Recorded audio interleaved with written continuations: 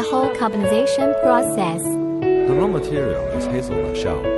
Firstly, putting hazelnut shells into the carbonization furnace.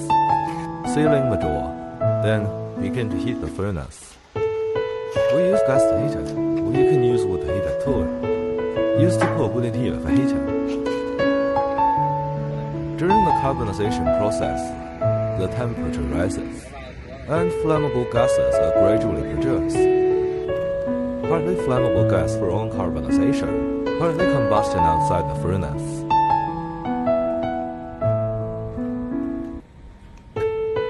Moments later. By this time, the carbonization is complete. And the temperature has cooled down. Turn on the door to see the carbonization effect. Before and after carbonization.